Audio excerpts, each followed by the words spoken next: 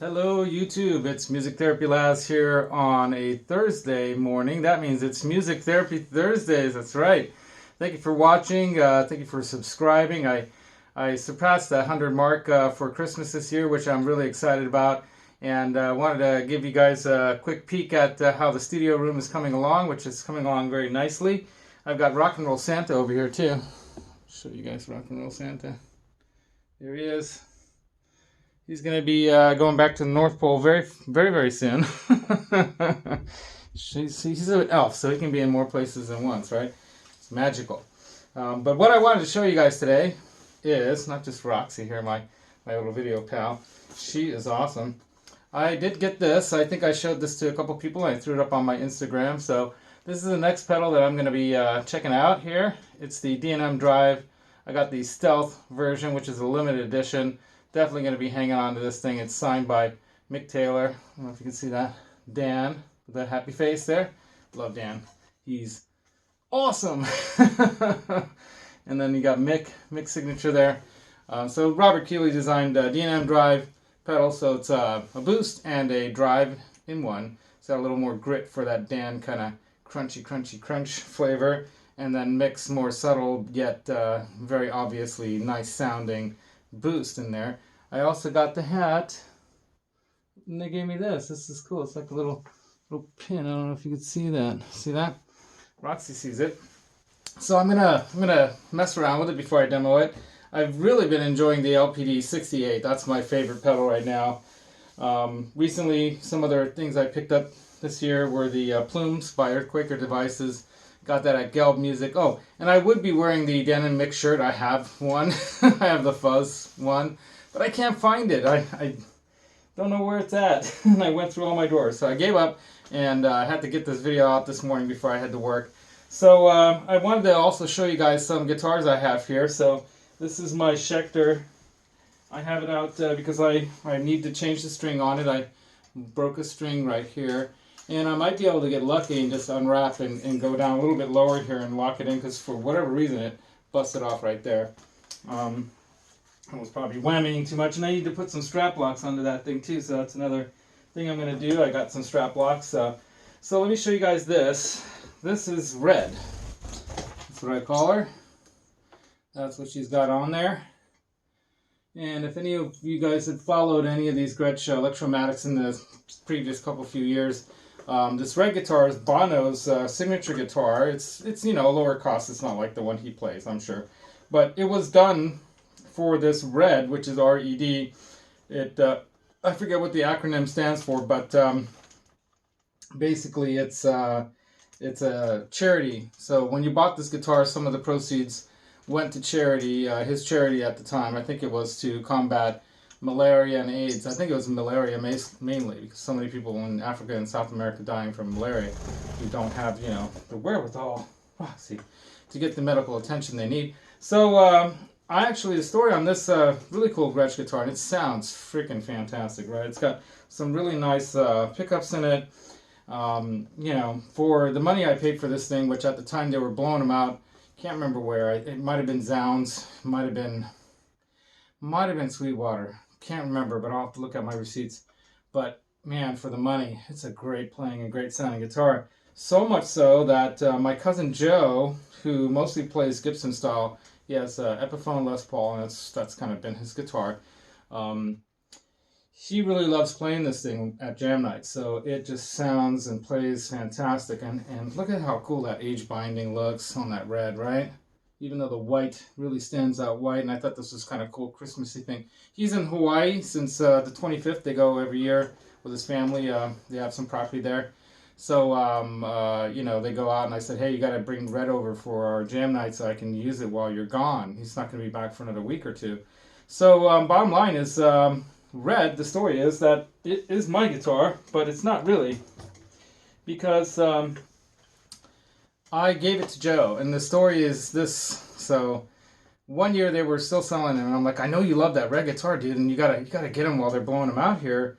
And he's like, I can't afford it right now. I don't have the money right now. I'm like, but dude, just get the financing and pay for 3 years, 0 interest. You know, you can pay $20 or something a month, and that thing is yours, right? 25, 30 bucks a month, and you can own that thing. no interest, you know? I mean, how can you beat that? Only Roxy can. She'll pluck my eye out.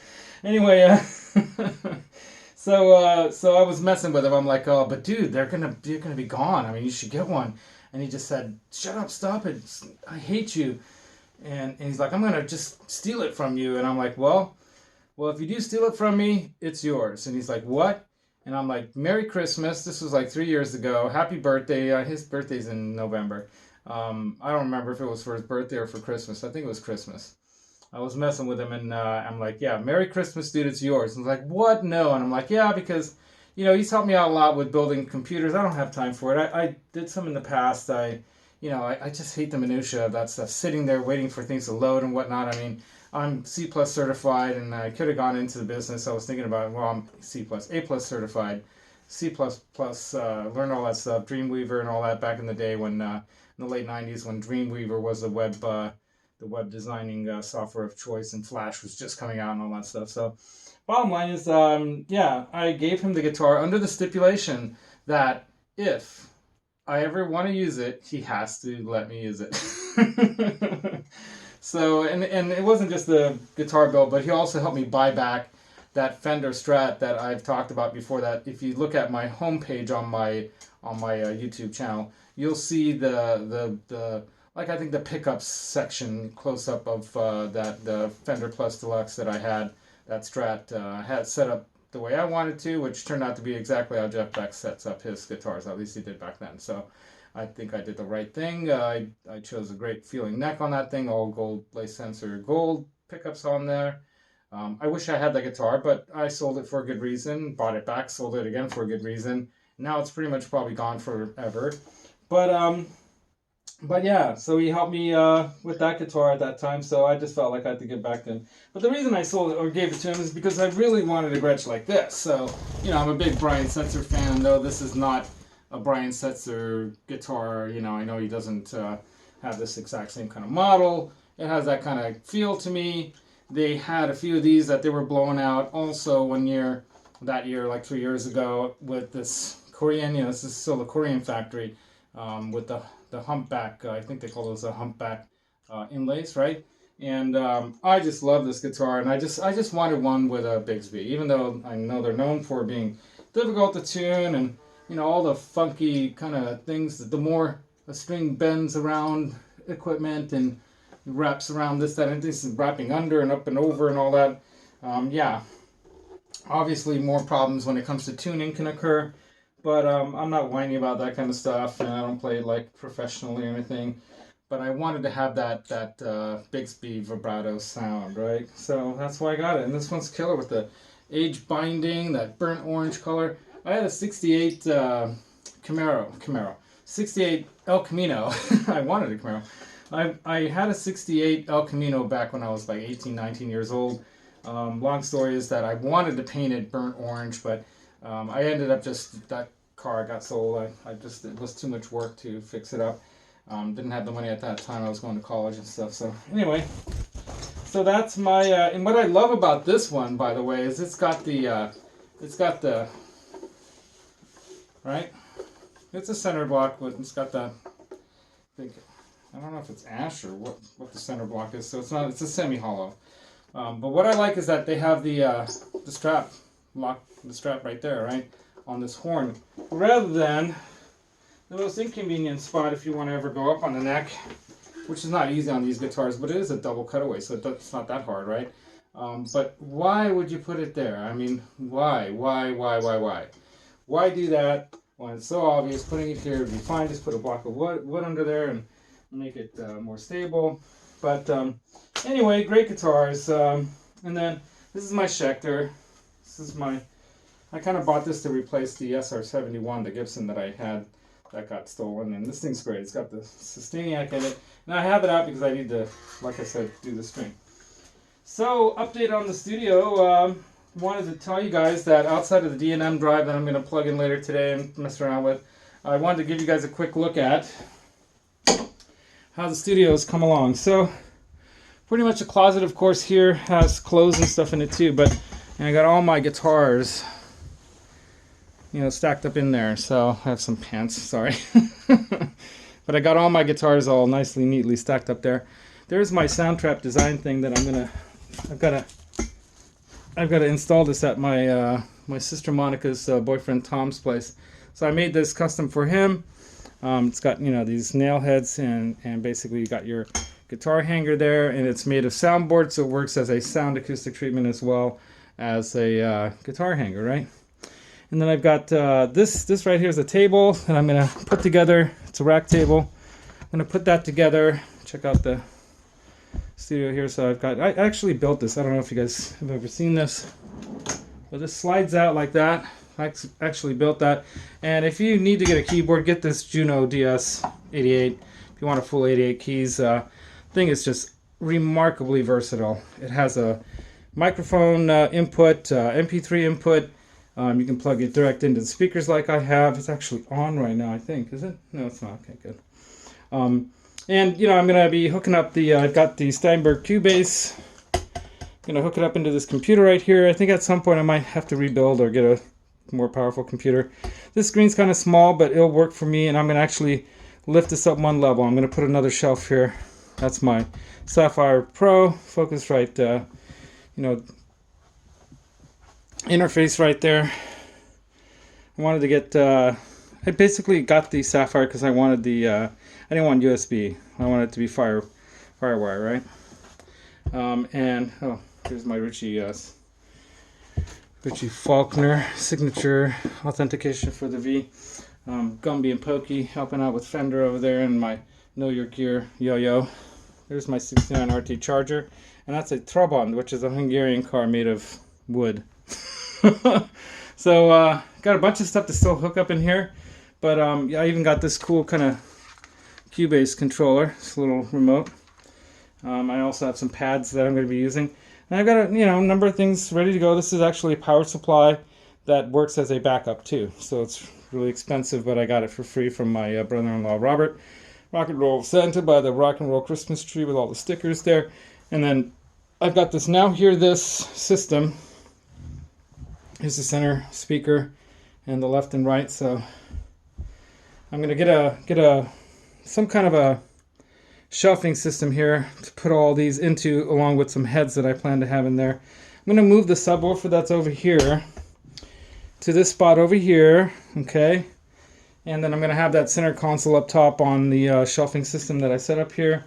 And then here's the NTS amplifier.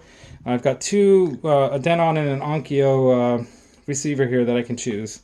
And I'll probably get a CD player. And if you can see down below there, I've got the Audio-Technica LP 120X USB. That's basically if you want to record your records onto something. And a free set of Mackie speakers that I also got with that. I'm going to set that up on that table that I showed you guys earlier into this corner over here, and then have another shelf unit here that I can set up for all my LPs, all my records. Some people hate calling them vinyls, LPs, whatever. Vinyls, records, LPs, all the same to me. This is my old Pepsi Cola LP box that I got when I was like 13 through Columbia House. So it's got all my old records in there. And I just have to, these are boxes here waiting to, I got to put together the stuff that people want on my channel on the 12th day of Christmas. I'm going to send that out. Okay. So, and then I'm going to stick up on the wall here I'm going to make my own custom, those guitar stands that I was telling you guys about. I call them STDs that guitarists want. Soundtrap Designs, that's what it stands for. And so I'm going to have that all set up here, and I'm going to put some Soundtrap Design wall guitar hangers up here as well, custom ones for my guitars. And I'll be making those. I'm going to try to make these as a product that I might sell either through Etsy or Reverb or whatever. I was hoping to get, I'm just too busy, but once I get to the point where I can start producing these and maybe get some other people to produce them for me, that might be a product available. But if you're interested, let me know. And that's my pedal board that I used at the last jam. Some pedals I have out that I want to mess around with. And that's basically it. So, let's set this back up over here so we could properly say goodbye to y'all. So that's Music Therapy Laz here for the end of year, well, beginning of the year. I didn't get around. I actually tried to make a video the day before New Year's, the New Year's Eve night, technical difficulties, man. Roxy kept flying up onto the camera there and knocking over the tripod and the camera on the phone. So I just gave up. I just tried 3-4 times. I was thinking about actually throwing them up anyway, and I actually started to download them. I'm like, you know what? I don't want to put this bad of quality stuff up. So that's one of the other plans for the new year, is to get some more better quality stuff up. The phone works pretty good. I think it's got pretty good quality for YouTube, but I might try to get a little bit more higher end. I did buy an HD camera that I mentioned before that's around here somewhere, but it's kind of like a GoPro kind of thing, and it's not a GoPro. It's like way cheaper. Got it at Costco. We'll see if it even works, but I thought it might be cool to like set it up on top of the end of the keyboard or on the end of a guitar and do that kind of funky kind of stuff. The other resolutions I have is to actually, do more regular content and actually start a. I've been getting people commenting that, hey, you should do live streams, because that was cool, the one that I did. So Upside Down, Dude You Rock. You'll get your gift in a week or so, however long it takes to get to you. I think on the East Coast it shouldn't take too long. Now that it's after Christmas, right? So I'm going to ship them out tomorrow. I promise. I'm going to put them in the boxes over there, ship them out tomorrow. So if anyone else hasn't noticed, I haven't seen any comments lately on that channel. There is still one of these up for grabs. Let me grab one.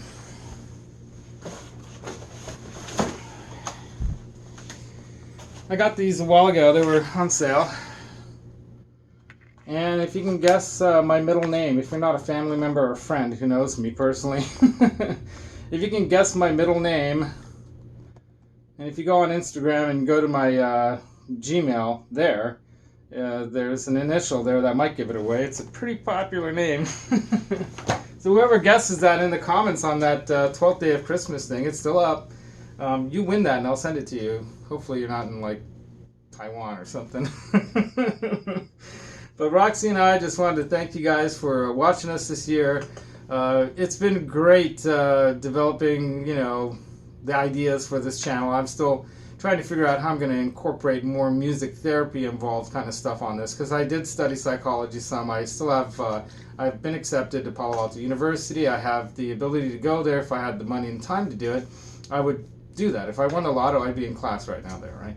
So bottom line is I want to give back to the world that's treated me so well. I've been blessed to have a wonderful family and friends.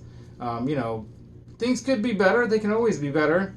But I'm really grateful for what I have, and I just try to build off that. And I think that's it's the best attitude to have in life, right, Roxy?